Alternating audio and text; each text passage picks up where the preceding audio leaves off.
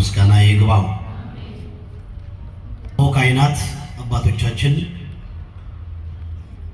ይልቁንም ደግሞ ይህንን አልጫውን ዓለም በቅዱሱ ወንጌል እየመረረውም ቢሆን እያጣፈጣችሁ የምታገለግሉ መምህራነ ወንጌል እንደየደረጃችሁ እንደየማዕረጋችሁ ትንሽም ብትሆን የመንገድ ትንሽ የለውምና ከአዲስ አበባ ከኔ ጋር ለማገልገል የተገኘው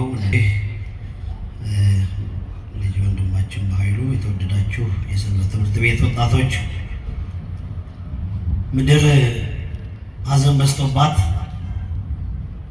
5500 ዘመን መከራ ሲያዋልላት የምስራች የሰማንባት የደስታችን ፍጹም መፍሰሻ የመድኃኒታችን አስገኝ የድንግል ማርያምን ክብር ቀኗን በማሰብ በዚህ ቅጽር ይሄ ድምፅ የሚሰማችሁ የተዋህዶ ልጆች በኢየሱስ ክርስቶስ ፍጹም ሰላም እንደምን አመሻችሁ። አሜን። ወዳጆቻችን እጃቸውን ዘርግተው በፈገግታ ሲቀበሉን የማያውቁንና ጠላቶቻችን ደግሞ ሲገላምጡን ይልቁንም ደግሞ በድፍረት የሰራነው ኃጢአት ሳያጠፋን በቅድስናው አደባባይ ያኖረን አምላካችን ክብርና ምስጋና ይግባው። ድምጻችሁን አንድ ጊዜ ልስማው። ኢየሱስ ክርስቶስን ቆይ ያልኩት ሌላ የሚያውቅ ሰው በሉ እስቲ ድምጻችሁ ያንሳል። ኢየሱስ ክርስቶስን የሚያውቅ ሰው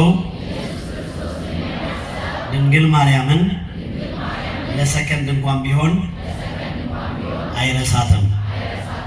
አማላጅነቷ ከሁላችን ጋር ይሆንልን። አሁን ነው ልል የሚባለው ባይሆን እንኳን እንጂ እንደው ሳልናገር የጥበብና የእውቀት የሚስጥር ባለቤት እግዚአብሔር ዛሬም እንደ ትላንቱ ስለማይተወን ድምፁን ሊያሰማን አጋቦስ ከሚባለው ሰይጣን መንጋጋ አውጥቶ በቤተ መቅደሱ እግዚአብሔር ስላኖረን እንደ ትላንቱ እንደ ዛሬው ደግሞም እንደ ጠዋቱ እንደ ማታው እንዲያስተምረን መልካም ፈቃዱ ይሆንልን። ወገኖቻችን ይሄ አጋቦስ የሚባለው ሰይጣን መደበኛ ስራው ሰውን ከእግዚአብሔር ቤት ማስቀረት ነው። ምንም ስራ የለውም ሌላ። ሰውን ከቤቱ እያስነሳ በየሱሰኛው ቤት የሚያስገባ ወገቡ እስኪንቀጠቀጥ ድረስ ማኪያቶ ተራ ቁጭ አድርጎት ቤተክርስቲያን እንዳይመጣ ኪዳን እንዳያደርስ ቅዳሴ እንዳያስቀድስ እቺ ጌጠኛዋን ቤተ መቅደስ እንደዚህ እንዳይሞላ ነፍሱን እንዳያሳርፍ ቀኑን ሙሉ ሲነጫነጭ እንዲውል አንደበቱ ክፉ እንዲያስብ እንዲናገር ሰዎችን በኃጢአት ጎዳና እንዲመራ የሚያደርግ የአጋቦስ የሚባለው የዲያብሎስ የሌንጊኖስ ዲፓርትመንት ከሱ አገዛዝ ከሱ ጠካይ ነው፣ አረመኔ ነው። የእግዚአብሔርን ድምፅ ሰው በጌታ በኢየሱስ ክርስቶስ ቃል እንዲኖር አይፈቅድም። ስለዚህ ከሚገርማችሁ በላይ ከዚህ ሰይጣን ሰውሯችሁ በቤተ መቅደሱ ያፈሰሳችሁን አምላካችሁን አንድ ጊዜ ብታመሰግኑ ደስ ይለኛል። ማርያም ስለሆነች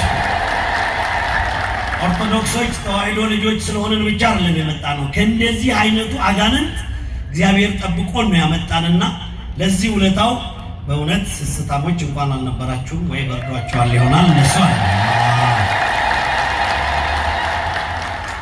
ሰባተኛው በሎስቲ ደብዳቤ እንግዲህ እኔ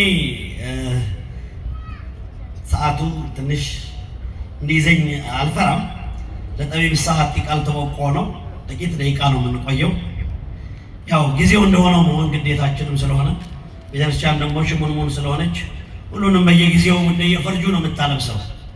የደስታውንም ዘመን በደስታ እንደዚሁም ያለውን ዘመን እንደዚሁ እያደረገች ሁላችንንም ስለምታኖረን በቤተክርስቲያናችን ስርዓትና ሕግ መሰረት መርሃ ግብራችንን በጊዜ ለመጨረስ ያለኝን ሰዓት ተጠቅሜ በኔ ፈቃድ አለ እኔማ አንሰ ጽው አቆሰብ ምንሆን ባበዘብ ወጡት በውስተ ህዝብ እንጂ አንድ ጭንጋፍ ከአዲስ አበባ የመጣ ሰባኪ ይናገራል ብላችሁ የልቦናችሁን መስኮት እንዳትዘጉ። አንድ የእግዚአብሔር አገልጋይ እዚህ ፊት ለፊት ቆሞ የሚናገረው ሰይፍ አፍሩ ዘክሌ ነው። የእግዚአብሔር ቃል ሁለቱንም ነው የሚናገረው። ተናጋሪውንም ሰሚውንም ነው የሚናገረው። ነፍስንም ስጋንም ነው፣ ሰማይንንም ምድርንም ነው የሚያናወጠው የእግዚአብሔር ቃል። የማን ቃል? ተሸክመን የዋልነውን የመከራውን ቀኑን ሙሉ ስናለቅስ የዋልነውን በቃሉ እንዲያጽናናን መልካም ፈቃዱ ይሆንልን። ሲገፉን የዋሉን ሰዎች ልቦና ይስጣቸው።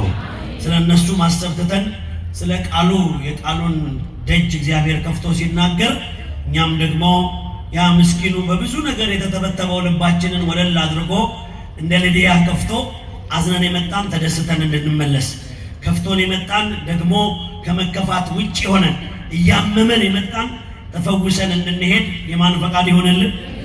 ኧረ በማርያም የማን ፈቃድ ይሆን? የእግዚአብሔር ፈቃድ ይሆን። የእሱ ፈቃድ ሲሆን ነው ሁሉ ነገር የሚሆነው። ማህበረ ምእመናን አሁንም አይናችሁን እስክለምደው ድረስ ወይም የመድረክ ውበት ወይንም የመድረክ ባህሪ የሚባል ነገር አለና እዛ ጋር ስትሄዱ ትላልቅ የናዝሬትን ትላልቅ ፎቆች ብዙም አላውቃቸውም፣ በአይን ነው ማውቃቸውና ስታልፉ ስታገድሙ የመጣችኋቸው ብዙ ቤቶች አሉ። እነዛ ሁሉ ወይ ትምህርት ቤቶች ናቸው፣ ወይ ሆቴሎች ናቸው፣ ወይ መዋኛ ቦታዎች ናቸው፣ ወይ የመንግስት መስሪያ ቤቶች ናቸው። እኔ ሁሉ ጊዜ ያስገርመኛል። ወይ መናኸሪያን ያለፍነው፣ ወይ ኳስ ሜዳን ያለፍነው፣ ልክ ብቻ የሆነ ቦታ ስንደርስ እዚህ ቦታ ስንደርስ ግን ይሄ ቤት የማን ቤት ነው? አታጠራጥሩኝ እንጂ ማታ ሌላ የሚገባበታል እንዴ? የማን ቤት ነው? ዛን ቀጽንተ እግዚአብሔር ጻድቃን ይቦው ውስጤታ ይህች እግዚአብሔር ቤት ያለ ከልካይ ያለ አስጨናቂ ማንም እንዲህ በዚህ በኩል ሁን በዛ በኩል አትሁን ሳይለን ሳይመራመረን እንደ ኤሊ ድንጋይ የተጫነብንን ነገር ሁሉ አራግፈንበት የምንሄድ ቤት አለን። ክብር ለመድኃኔዓለም ይሁን፣ እግዚአብሔር ይመስገን። ስለዚህ እዚህ ውስጥ ሆናችሁ እንኳን የተከፋችሁ ሰዎች ካላችሁ ጠባችሁ ከእግዚአብሔር ጋር ነው። ከዛች ከምስኪኗ ከሐና እንዳታንሱ። ነፍሴን በእግዚአብሔር ፊት አፈሳለሁ ነው። እድሜ ልክህን ቤተክርስቲያን እየተመላለስ የሐናን ያክል የ3 ደቂቃ ጸሎት አቅም ከሌለ ጥያቄው አንተ ጋር። ስለዚህ ሐሳባችሁን ለእግዚአብሔር ስጡ። እሱ ደግሞ ምድራዊውን ብቻ ሳይሆን ሰማያዊውን እንዲያስተካክልልን መልካም ፈቃዱ ይሆንልን። እነዚህ 7 ከተሞች አሉ።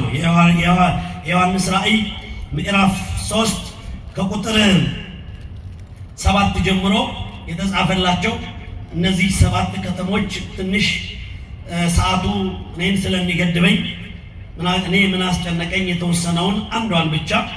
አንዳንድ ጊዜ መድረኩ ተመችቶናል፣ ጊዜው ፈቅዶልናል፣ ህዝቡ ይሰማናል እያለን እኛ አንዱን እንጀምረውና አንዱን አንጨርሰውም እና ህዝቡም እጁን አውጥቶ ስለማይጠይቀን የፈለግነውን ተናግረን የምንወርድባቸው አጋጣሚዎች ጥቂት አይደሉም።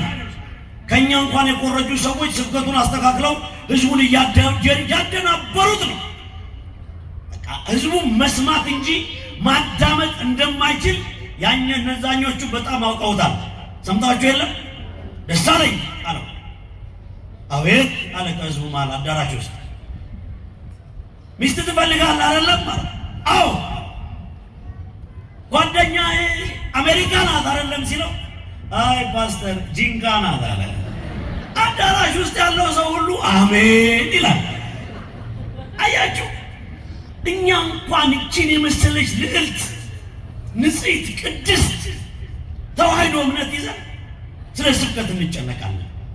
እንዲህ ድንጋይ ላይ ተሰጥቶ የሚሰማ ቅዱስ ህዝብ እያላት፣ ኧረ የእግዚአብሔር እጅ ስላለብን ነው እንደዚህ አንድ የሆን ነው። አመስግኑ ተባካቸው። እግዚአብሔር ይመስገን።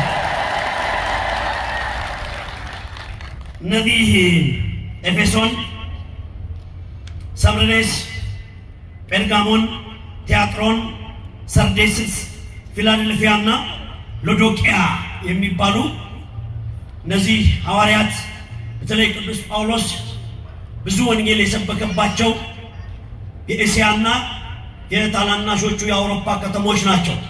ብዙ ዋጋ የተከፈለባቸው፣ ወንጌል የተሰበከባቸው፣ ሐዋርያት የፍጥኝ የታሰሩባቸው፣ እውነት ሲነገር የከተማው ህዝብ በአጠቃላይ አበል ተከፍሎት ሐዋርያቱን የደበደበባቸው፣ ደግሞ ሐዋርያት ተስፋ ሳይቆርጡ ብዙ ነፍሳትን ያዳኑባቸው፣ ብዙ የአጋንንት ቤቶች የተዘጉባቸው፣ ብዙ የራቁት ቤቶች የተዘጉባቸው፣ ብዙ የሺሻ ቤቶች የተዘጉባቸው በወንጌል አብዮት በሐዋርያት ብርታት በእግዚአብሔር ቸርነት የሞቱ ሰዎች ነፍስ በወንጌል የለመለመበት እነዚህ 7 ከተሞች ነው ቤተክርስቲያን ተሰርቶባቸው ለነዚህ 7 አብያተ ክርስቲያናት 7 አለቆች ተሾመው ለ7ቱም አለቆች እግዚአብሔር መንፈስ ቅዱስ ፍጥሞ ደሴት ውስጥ ለወደቀው ለወንጌላዊው ለታኦጎሎስ ንጹህ ድንግል የጌታ ወንድም ቁጽረ ገጽ የተባለ ለሚነገርለት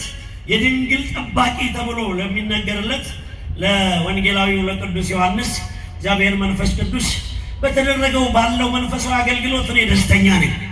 ሐዋርያት በከፈሉት፣ ሐዋርያት በሰሩት፣ ሐዋርያት በሰበኩት፣ ሐዋርያት በለፉት ልፋት ከነሱ ጋር ስለነበሩ ተሳክቶላቸዋል። ሐዋርያት ይህን አልጫውን ዓለም ያጣፈጡት እግዚአብሔር መንፈስ ቅዱስ እየረዳቸው ነው። ኢንተርናል ፓርት ኦፍ ዘ ቸርች መቅደስ ውስጥ ቆሞ ይህንን ቤተ መቅደስ የሚያስተዳድሩት አስተዳዳሪ፣ መንበሩን ይዘው እያለቀሱ የሚቀድሱት ቀዳሾች፣ መስቀሉን ተሸክሞ የሚቀድሱት ዲያቆናት፣ አውደ ምሕረት ላይ ቆሞ የሚሰብኩ ሰባኪያን፣ በሰንበት ትምህርት ቤት ሆነው የሚያገለግሉ ዘማሪያን ያለ መንፈስ ቅዱስ ፈቃድ እዚህ ግቢ አገልግሎት ሊሰጥ አይችልም። እስከ ዛሬ ያልተለየን መንፈስ ቅዱስ ክብርና ምስጋና ይግባው። እስከ ዛሬ ስላልተለየን ይሄ ነው። ይሄ አገልግሎት ስላለ ነው። ይበል ካህን በሉ እስቲ፣ ይበል ዲያቆን፣ ይበል ሕዝብ። ስንት ነን? የሶስቱ ህብረት ገና ይህንን አልጫውን ዓለም እያጣፈጠች ተዋህዶ እያበበች ትሄዳለች። ክብርና ምስጋና ለአምላካችን ይሁን። እውነታው ይሄ ነው። ስለነዚህ ከ7ቱ ታዲያ ሀገራት ለሎዶቅያው አባት የተጻፈው መልእክት ነው። አቤት እንኳን ወንጌላዊ ሆንኩኝ። አምላክን ምንም ያየሁት ነገር የለም። እርግጠኛ ነኝ እኚህ ታላቅ አባት እንደመጡ ምንም ጥርጥር የለኝም። ልክ ነኝ ወይ? በቃ ወንጌሉ ስራ ማለት ነው። ክብርና ምስጋና ለአምላክ። እንደው ተዋህዶ ስለሆናችሁ ብቻ መስግኑ እግዚአብሔር። ተውት፣ ሌላው በቂ ነው። እሳቸውን አክብራችሁ የቆማችሁለት መድኃኔዓለም በክፉም በደግ ቀን ይቁምላችሁ። እንደዚህ በምሽት መጣችሁ የተነጠፋችሁላት አምላክ ወላዲተ አምላክ በደስታም በመከራ ቀን ቀድማ ትቆምላችሁ። ረድልታ ይገባል ለዚህ አምላክ። እነዚህ ምርኮ የሚያስመልሱ አባቶች ስላሉን አንገት አንደፋም። እነዚህ በጎቻቸውን የሚጠብቁ ቆፍጣኖች ከቤተ መቅደስ እስከ ቅኔ ማህሌት፣ ከቅኔ ማህሌት እስከ አውደ ምሕረት፣ ከአውደ ምሕረት እስከ አብነት ትምህርት ቤቱ እስከ ቁጭት ድረስ የሚደርሱ ደጋግ አባቶች አሉን። አልፎ አልፎ የሚመጣውን መንገጫገጭ አትፍሩት። እሱን ቀስ እያለ ይስተካከላል። ክብርና ምስጋና ለአምላካችን ይሆንልን።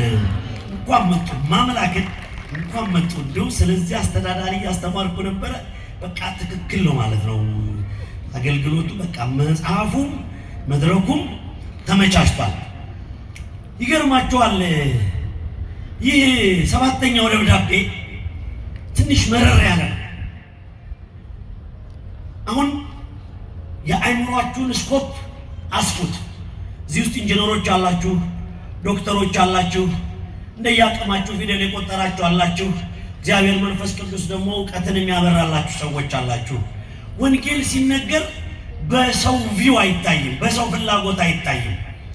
ወንጌል ከዘፍጥረት እስከ ራእይ የእግዚአብሔር ሐሳብ። የማን ሐሳብ ነው? የራሱን ሐሳብ እቀላቅላለሁ ብሎ የሚያስብ ሰው በኋላ ላይ የሚያጭደው የመከራው ብዛት ልዩ ነው።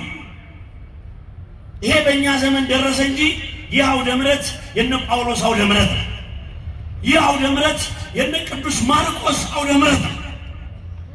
ምንም ያልተሸረፈ ምንም ያልተቀነሰ በሙሉ ስልጣን በሙሉ ክብር ለሚያገለግላት ቤተክርስቲያን እንደዚህ አይነት አባቶች አላት። ስለዚህ አይምሯችሁን ሰፋ አርጋችሁ አዳምጡ። እናንተ ቃሉን ስትሰሙ መድኃኔዓለም የልቦናችሁን ጩኸት ይስማላችሁ። እናንተ ቀና ብላችሁ ወደ መስቀሉ ስትመለከቱ መድኃኔዓለም ወደ ህይወታችሁ ይመልከትላችሁ። ምንድነው የሚለው ይሄኛው ደብዳቤ 7ኛው? ይኸውልህ ይለዋል። ለዮሐንስ ነው፣ ለወንጌላዊው ለቅዱስ ዮሐንስ ነው። እግዚአብሔር መንፈስ ቅዱስ የሚነግረው። ጀግና ነው፣ ጎበዝ ነው፣ ብርቱ ነበረ። ግን እቺ ሎዶቅያ የምትባለው ከተማን እንደ ድሮው በኃይልና በስልጣን እየመራት አይደለም። የፈራው ነገር ሊኖር ይችላል።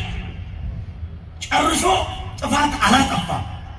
ነገር ግን በፊት በነበረው ወይ ሐውር ለማኃይል ውስጥ ኃይል፣ በፊት በነበረው ሞገስ፣ በፊት በነበረው ጸጋ፣ በፊት በነበረው ዕውቀት፣ በፊት በነበረው ጥበብ ቤተክርስቲያንን እያገለገላት አይደለም። ትንሽ ዝቅ ብሏል። ያንን ነገርህን አስተካክል ብሎሃል እያለ ይነግረዋል። እንዲህ ብሎ ጽፎለታል። በሎዶቅያ ወዳለው ወደ ቤተክርስቲያን መልአክ እንዲህ ብለህ ጻፍ። አሜን የሆነው የሚታመነው እውነተኛው ምስክር በእግዚአብሔር ፍጥረት መጀመሪያ የነበረው እንዲህ ይላል፣ በራድ ወይም ትኩስ እንዳልሆንክ ስራህን አውቃለሁ። በራድ ወይም ትኩስ ብትሆንስ መልካም በሆነ ነበር። እንግዲህ ለብ ስላልክ በራድም ወይም ትኩስም ስላልሆንክ ከአፌ ልተፋ ነው። እንዲህ ይለዋል።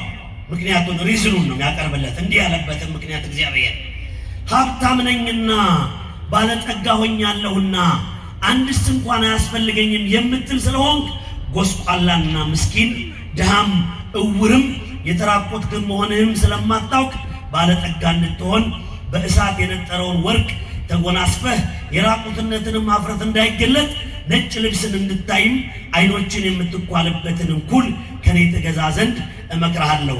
እኔ በሏ የምወዳቸውን እገሥጻቸዋለሁ።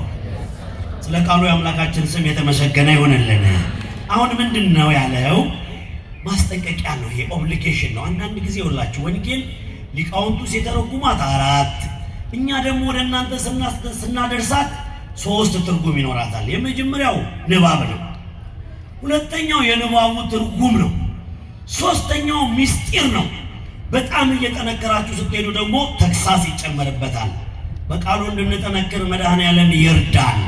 አሁን ትልቁ ችግራችን የመስማትና የመናገር የመቀባበሉ ጉዳይ አይደለም። ይኸውላችሁ ቤተክርስቲያኒቱ እንደነዚህ አይነት ጀግኖች አባቶች ይዘዋት እዚህ ስላደረሷት እስካሁን እኛ ጋር ደርሳለች። እኔ ወየውልን ከኛ በኋላ ምን አይነት ትውልድ እንደሚረከባት አይገባኝም። ቢሆንም ግን እግዚአብሔር ለራሱ ሰው አያጣም። እግዚአብሔር ለቤተ መቅደሱ ሰው አያጣም። እንደውም ደግ አምላክ ነው። ያድጋል ሀገር ዘእንበለ አሐዱ ኄር።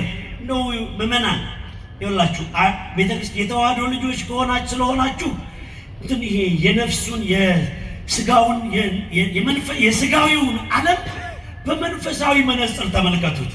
ዓለም ግራ ግብት ብሎት ይኸው በሁለት ተከፍሎ እንደምታዩት ከሰማይ መና በወረደባት ምድራችን ላይ የሰው ልጅ ራሱ የሚጠፋበትን ፈንጂ እንደ ዝናብ እያወረደ ከዛሬ ነገ ለመጠፋፋት ቀጠሮ ይዘናል። እኛ ክርስቲያኖች ስለሆንን ቤተክርስቲያን ተስፋ ስላላት ግን እንኳን አይደለም በህይወት ቆመን ይቅርና የመጣውንም ገጭ እግዚአብሔር ያስተካክለዋል ብለን እናምናለን። ኢትዮጵያ ሀገራችንን መድኃኔዓለም ሰላም ያደርግልን። የሰላምን አየር ለምድራችን ይስጥልን። ዓለም ተስፋ ስለቆረጠ ተስፋ ከቆረጠው ዓለም ጋር ግብ አትያያዙ። ወደ ቤተ ክርስቲያን ኑ፣ ወደ ወንጌሉ ኑ። 365 ቀን ሳይደርቅ የሚፈልቅ የበረከት ምንጭ የህይወት ምንጭ ቤተ ክርስቲያን አለ።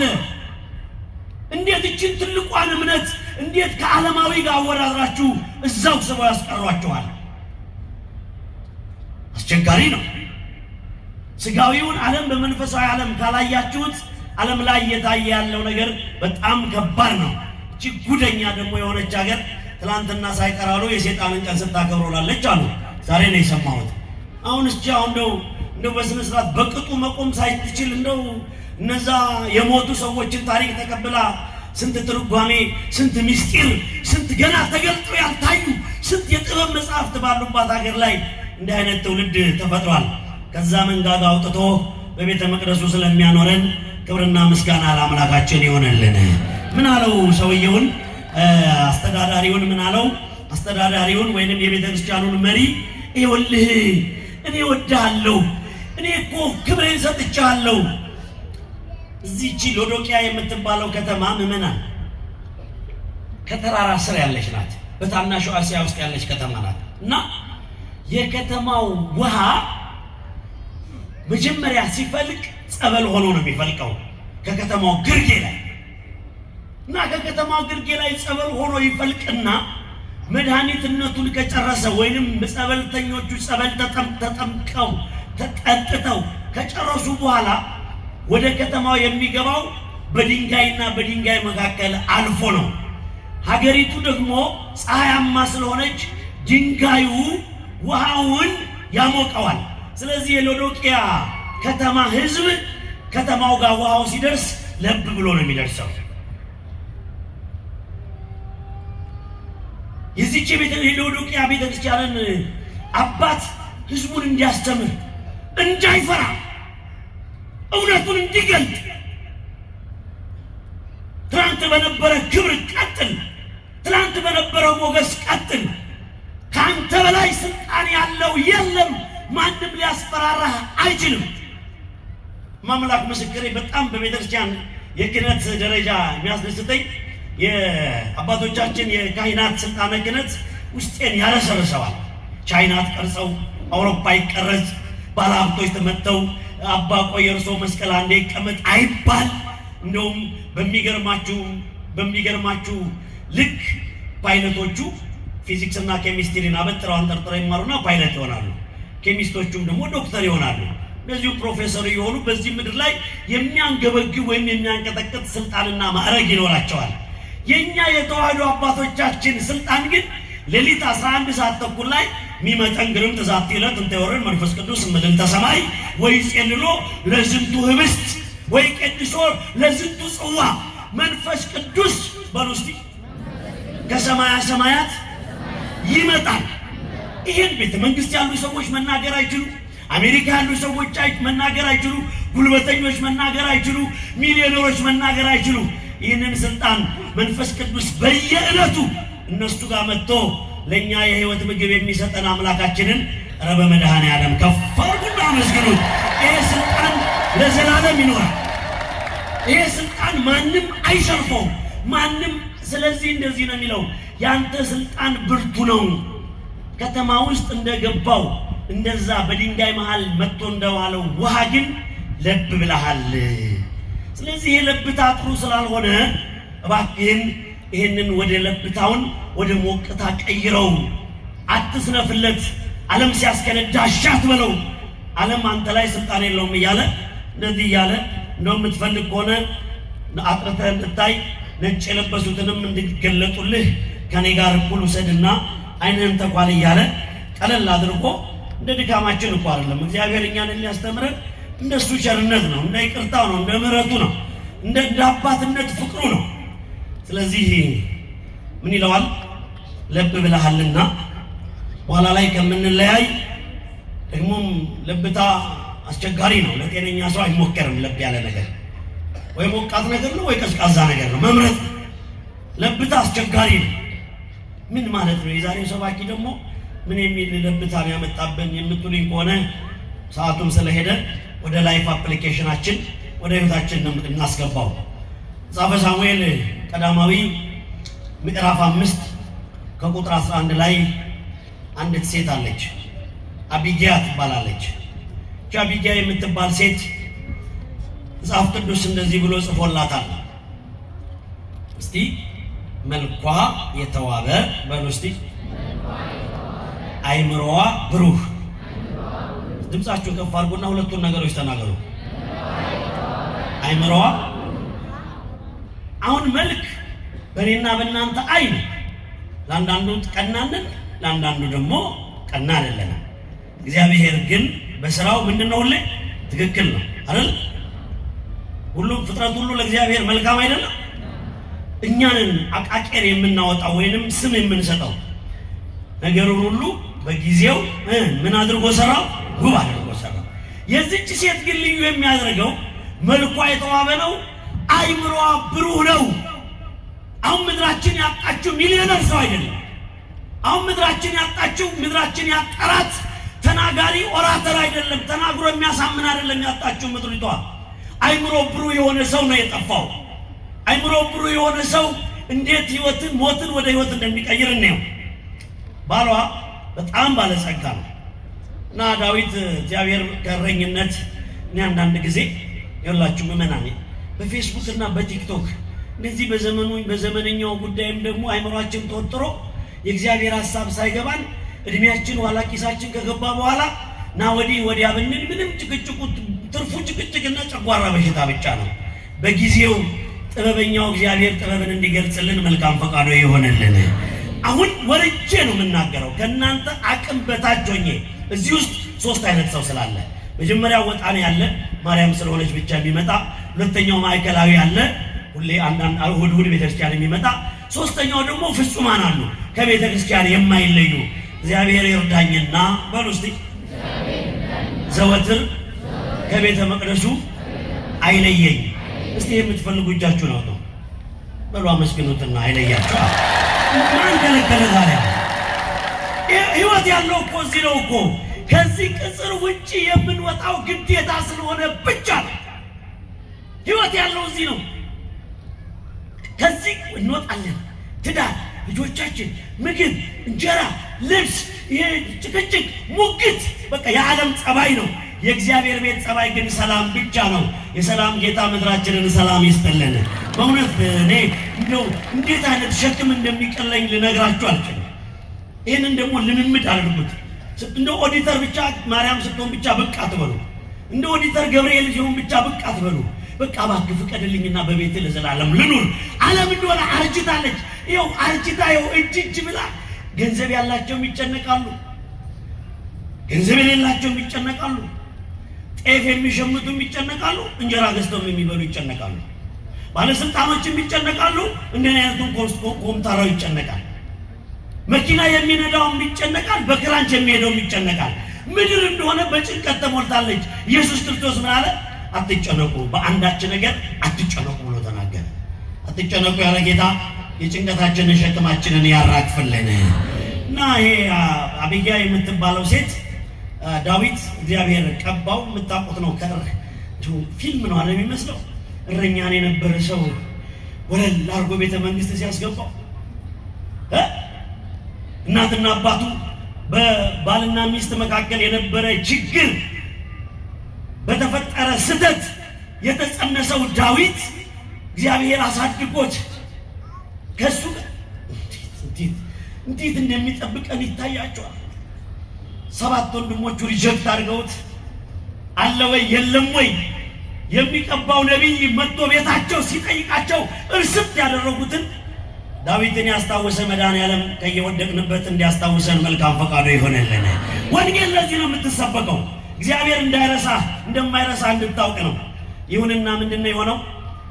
ዳዊት ምን ብሎ ደብዳቤ ጽፏል? ሳኦል እያሳደደው በኬብሮን ሸለቆ ውስጥ ሆኖ የተከበርከው ባለሀብት ሆይ እኔ እንኳን ችግር የለብኝም፣ እግዚአብሔር አለኝ። የሰጠኝ ሰራዊቶች ግን እየራባቸው ስለሆነ እቤት ውስጥ ያለው ሀብት ምንም ስለማታደርገው ለሰራዊቴ እንዲጠቅማቸው ትንሽ ሀብት፣ ትንሽ ከብቶች፣ ጠቦቶች ላክልኝ ብሎ ደብዳቤ ጽፈለታል። ይህ ሰውዬ ደግሞ ሀብት አለው እንጂ ብር አለው እንጂ አይምሮ የለው። አየው ነፃነትህን በድህነት ውስጥ ከእግዚአብሔር ጋር ስትኖር ያለውን ሰላም አየው። ገንዘብ አለው፣ ታዋቂ ነው፣ ግን እግዚአብሔር የለውም። ስለዚህ ምንድን ነው ያደረገው? ለዳዊት ለመልእክተኞቹ አንተ ማነህ እኔ እንዲህ ብለህ የምታዘኝ? እኔ እኮ ታላቅ ሰው ነኝ፣ ባለጸጋ ነኝ ብሎ መልእክት ቢልክበት ቅዱስ ዳዊት መልሶ ደብዳቤ ላከለት። አለመስጠት መብትህ ነው። አለመስጠትህን ግን የገለጽክበት መንገድ በጣም ስህተት ስለሆነ ይኸው እግዚአብሔር አምላኬ ምስክሬ ነው፣ በዚች ምድር አንዲት ነገር ሳይቀርልህ አንተንም ያንተ ያለውን ሁሉ አጠፋለሁ፣ ያውም በሕያው አምላኬ ስም እምላለሁ አለ ዳዊት። ያ ደብዳቤ ማን ጋር ይደርሳል? ሚስቱ ጋር ይደርሳል። አቢግያ ትባላለች። አቢግያ መልኳ ያማረ አይምሮዋ ምን ነበረ? ብሩህ ነበር። ያንን ደብዳቤ አነበበችና በሯን ዘጋግታ ወደ እግዚአብሔር ሰው ወደ ዳዊት ልክ ተራራው ስትደርስ መልእክተኛ አገኘችና ለጌታዬ ዳዊት እኔ አንተ ፊት መቅረብ አልችልም፣ በምናምንቴው ባሌ ምክንያት ትዕቢት ምክንያት የወሰንከው ውሳኔ እባክህ አታድርገው። አንተን እግዚአብሔር እንደሾመህ እናውቃለን። ይህ ባንተ ዘንድ አይደረግ። እባክህ ባሪያ ከታች ቆሜ የምትፈልገውን እጥፍ ሁሉ ላደርግ ፈቃደኛ ነኝ ብላ በሕያው እግዚአብሔር ስም አመላ በትልክለት በእግዚአብሔር ስም የማለውን መሐላ በእግዚአብሔር ስም ስትጠይቀው እነሆ መሐላውን ለሷ ስል መሐላዬን አንስቻለሁ አለ። እሷም ለወታደሮቹ ለሰራዊቱ የሚያስፈልገውን መልእክት ላከች። የባሏን ሞት ወደ ሕይወት አስቀየረች። ትዳር ውስጥ ለብታ ውስጥ ያለ ሰው ካለ ተጠንቀቅ፣ ትዳር እንዳታፈርስ። አሁን ሌላ የስብከት ሲስተም እንዳትጠብቅ። ለብ ብለሃል። ሰባተኛው ደብዳቤ ስለ ለብታ ነው የሚያወራው። በትዳር ውስጥ ለብ ያለ የትዳር ባህሪ ያላችሁ ሰዎች ልጆቻችሁን ነው የምትበትኑት። በትዳር ውስጥ ለብ ያለ ስሜት ያላችሁ ሰዎች ልጆቻችሁን ነው የምታስርቡት። አሁን እኛ ምድር ላይ ያስቸገረን በባለ ትዳሮች መካከል ያለ ለብታ ነው። ከትዳር በላይ ሌላ ትዳር፣ ከልጅ በላይ ሌላ ልጅ። ሰዎቹ በላያችን ላይ ተዋልደው ይኸው በቁጥር እንኳን እኩል ነን ብለው እየፎከሩብን ያሉት እኛ የራሳችንን ማስተካከል ስላጣት። ለብታ ማለት በምንኖረው ኑሮ የምናሳየው ቀዝቃዛ ስሜት። የሐዋርያት ሥራ ምዕራፍ 14 ከቁጥር 22 ወደ እግዚአብሔር መንግሥት በሉ እስቲ በብዙ መከራና ድካም ልንገባ ይገባል። ድምፃችሁን አታሳንሱት። ወደ እግዚአብሔር መንግሥት በሉ በብዙ መከራና ድካም ልንገባ ይገባል። ከዲያቆንነት ስንጀምር ቅዱስ እስጢፋኖስ አሁን የዲያቆን መለኪያው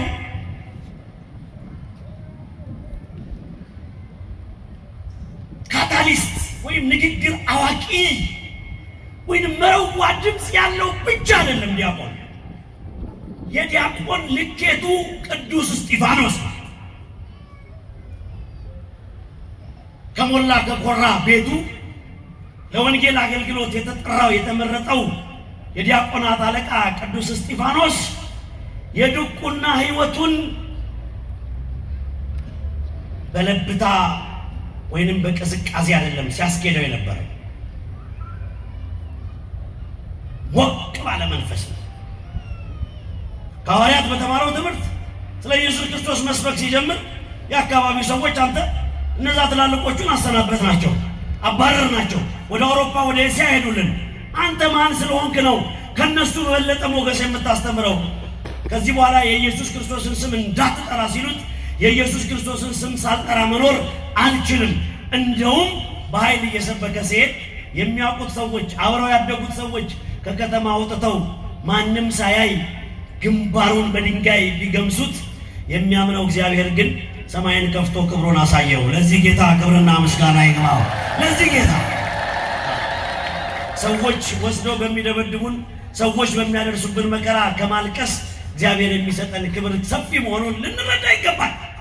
ማምላክ አያችሁት እንዴት አድርገው የሰፈሩ ሰዎች እናቃለን አወኩሽ ናኩሽ ወስደው ድብድብ አድርገው በድንጋይ ጭንቅላቱን ቀጥቅጠው እንደማም ሊገሉት ሲሉ ኢየሱስ ክርስቶስ ክብሩን ገለጸለት።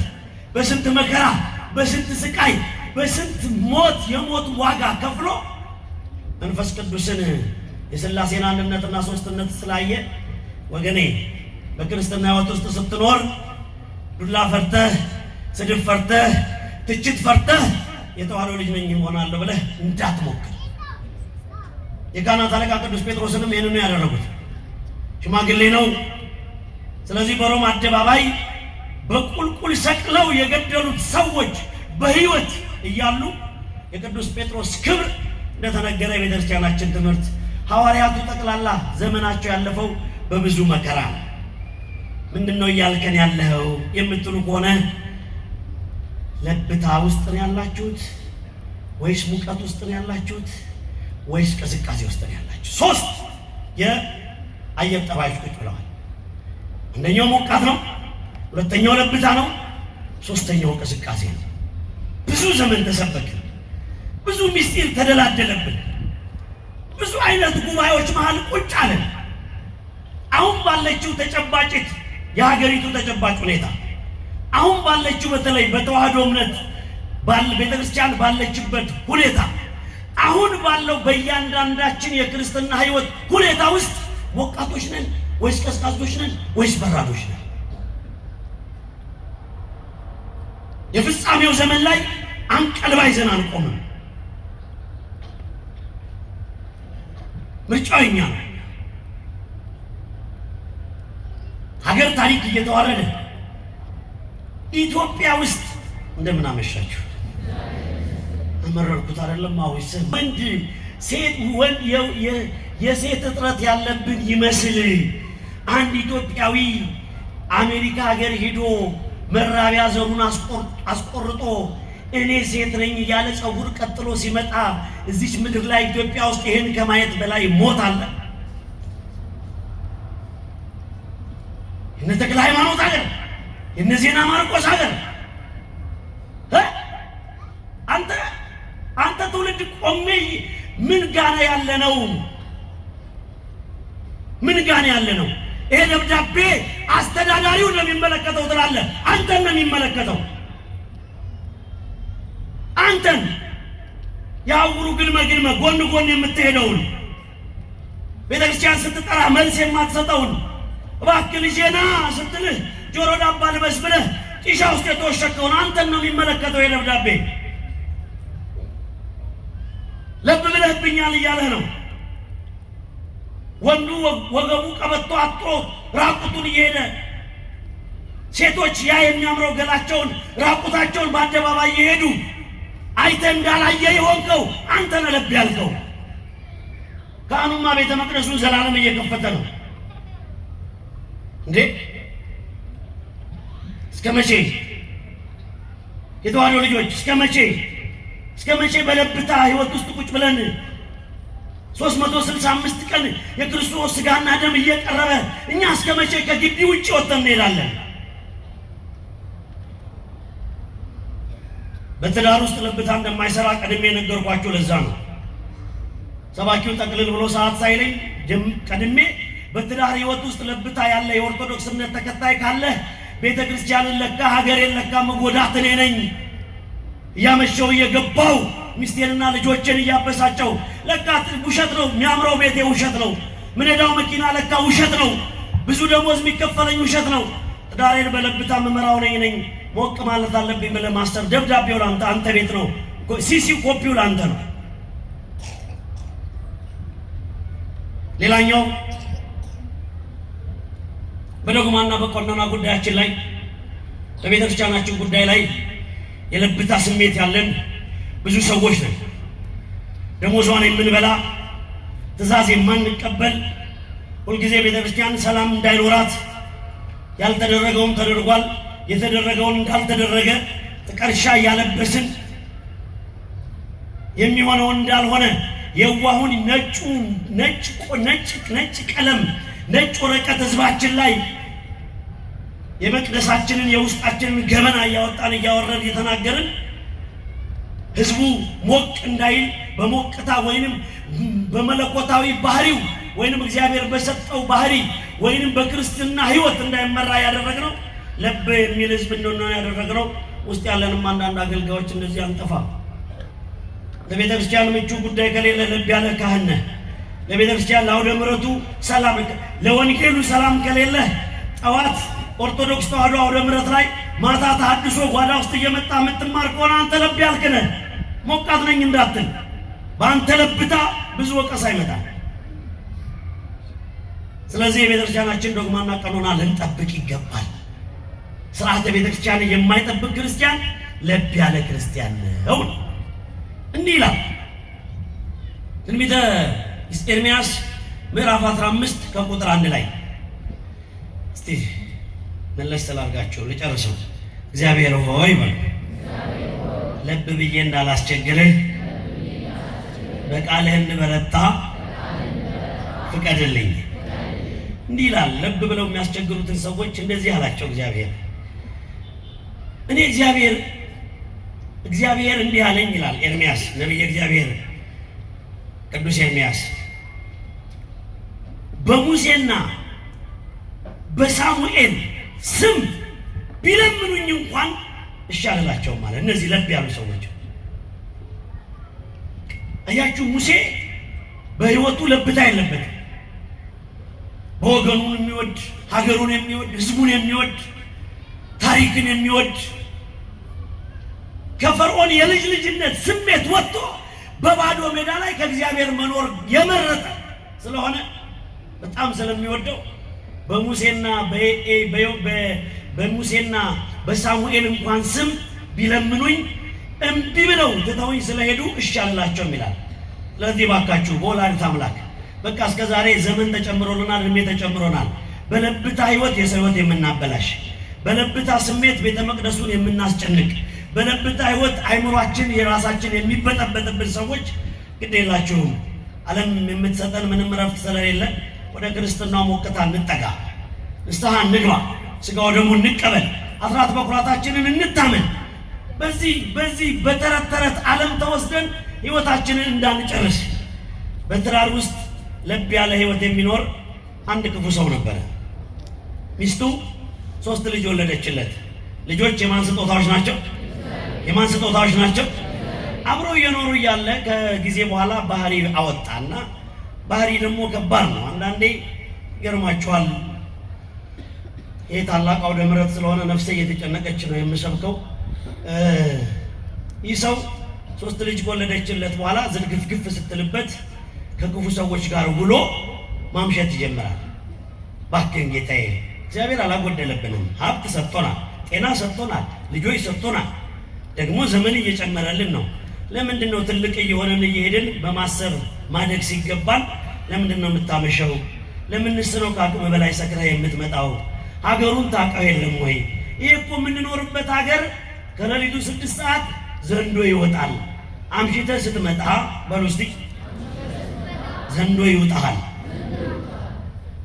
እሱ ምንም በቃ አንዴ የጭፍን ድብቅ ጭፍንና ጨለምተኛ የሚባሉ አመለካከቶች አሉ። እና በጭፍን ጥላቻ ሚስቱን ስለጠላት ባክሽን ተይኝ እያለ የመጨረሻ ግን አንድ ቀን ነገረችው፣ ቁጭ አደረገችው። ከምሽቱ 2 ሰዓት ሲመጣላት አሁን ትሰማለህ፣ ማሰቢያ ጊዜ ሰጥቻለሁ። እኔን ከማግባትህ በፊት እንደ ጮኝነት ስትቆጥረኝ፣ ልታገባኝ ስትወስን፣ ካገባኸኝ በኋላ የከፈልከውን ነገር ሁሉ አስብ፣ እግዚአብሔር ያደረገልን ነገር ሁሉ አስብ። ይሄንን ማሰቢያ ዛሬ ሰጥቻለሁ። ዛሬን ማትጠቀም ከሆነ ከነገ ጀምሮ ግን ከእግዚአብሔር ጋር ተመካክሬ የራሴን ውሳኔ ወስናለሁ አለችው። ምን እንዳላት ታውቃላችሁ? ከዚህ ቤት በዚህ ጨለማ አስወጥቼሽ ምን እንዳይበላሽ አላት። 6 ሰዓት ላይ ምን ይመጣል? ምን እንዳይበላሽ አስወጥቼሽ ዘንዶ ይበላሻል ሲላት ከምሽቱ 6 ሰዓት ዘንዶ በበራቸው ላይ ያልፋል። እኔ ታዲያ ምን አንቀሸቀሸኝ? አውጥቶ ሲጥራት በላት የለም ወይ ብሎ ተጠቅልሎ ቁጭ አለ በራቸው ላይ። ማሰብ ጀመረ። ከትዳር በፊት እግዚአብሔር ያደረገላቸው። አሁን እኮ የኛ ትልቁ ችግራችን ከዜሮ ከአቧራ አንስቶ ከፍታ ላይ ሲያቆመን እንዴት አሻግሮ እንዳመጣን ማሰብ ስለምንረሳ እንጂ እያንዳንዷ ደቂቃ ላይ የቆምን አምላካችንን እናመሰግነው ነበረ። ያንን ባለማድረጋችን በዚህ እንኳን ይቀበለን በሉና እስቲ እንደው አመስግኑት። ነው በዚህ እንኳን ይቀበለን። ልክ ከሌሊቱ 9 ሰዓት ሲሆን ትህትናዋን ፍቅሯን አስቦ እግሯ ስር ድፍት ብሎ ይቅር በይ፣ አንቺን ብቻ አምላኬን በድያለሁ፣ አንቺን ብቻ ለሚያሳዝንኩት ጌታዬን አሳዝኛለሁ፣ በእግዚአብሔር ፊት እንዳታለቅሽብኝ። እንደገና ይቅርታ ተባባሉ። በኋላ እነሱ ወደ ማረፊያቸው ሲገቡ በሩ መንኳኳት ጀመረ። ሰውየው መሳሪያውን አቀባብሎ በሌሊት ሲወጣ ዘንዶ ቆሟል። ምን ፈልገህ ነው? ቅድም ከሌሊቱ 6 ሰዓት ለዘንዶ ሰጥሻለሁ ስትላት እኮ ሰምቼ እሷን ልበላት የቆምኩ ነዋል። አንተ መንፈሳዊ ህይወት በር ላይ ዘንዶ ቆሟል። ሊውጥ ከተዋህዶ እምነት አውጥቶ ሊሰለቀጠ ለብታ ቁም። የዚህ ዓለም የግብረ ሰዶማውያን ሐሳብ ምድሪቱን አፉን ከፍቶ ሊውጣት ተዘጋጅቷል። እንዳየው ነው። የጦርነቱም ስሜት እንደዛው፣ የመለያየቱም ስሜት እንደዛው፣ የረሃቡም ስሜት እንደዛው። በተለይ ተዋህዶ እምነት ላይ ድንግል ማርያም ላይና ቤተ ክርስቲያን ላይ ያለ ወትሮው ዘንዶ አፉን ከፍቶ እየተናገረ እየሰማ ነው። ስለዚህ ለሁላችንም ቢሆን የለብታ ህይወት ስለማይጠቅም ወገኖቼ አይናችን እያየ ጆሮአችን እየሰማ በህይወት እያለን እንዲሁ እንዳማረብን የመንፈስ ቅዱስ ሙቀት ሳይለየን በምድር ሆነን የሰማይ የእግዚአብሔር ልጆች መሆናችንን ማረጋገጥ ይገባናል። የሉቃስ ወንጌል ማጠቃለያ ምዕራፍ 1 ከቁጥር 36 እምዬ ማርያም እናታችን አብሳሪው መልአክ ቅዱስ ገብርኤል መጋቤ ሐዲስ በቤተ መቅደስ ሳለች ጸጋ የሞላብሽ ሆይ ብሎ ቀኗ ነው ዛሬ። ደስ ይበልሽ ጌታ ካንቺ ጋር ነው። እስቲ እነዚህ ሶስት ነገሮች 2 ደቂቃ ፈጅተን እንነጋገር። ጸጋ የሞላብሽ ሆይ ብሎ ደስ ይበልሽ ጌታ ቅዱስ ገብርኤል ሲመጣ ንጽሕተ ንጹሐን ቅድስተ ቅዱሳን ድንግል ማርያም በጸጋ መንፈስ ቅዱስ ተሞልታ ነው ያገኛት። አንድ እንዴት የዘመኑ ዲስኩር ደስኳሪ ይሄን መረዳት ያቀታዋል። ቅዱስ ገብርኤል ሲመጣ በጸጋ አጊጣ፣ በጸጋ ተውባ፣ በጸጋ ብርሃን ውስጥ ተሞልታ ነው ያገኛት። ከዛ ምን አላት? ደስ ይበልሽ። ድምጻችሁን ልስማ። ምን ይበልሽ? መጨረሻ የሌለው ደስታ፣ ከሰው የማይገኝ ደስታ፣ ስጋዊ ሐሳብ የማይወስደው ደስታ፣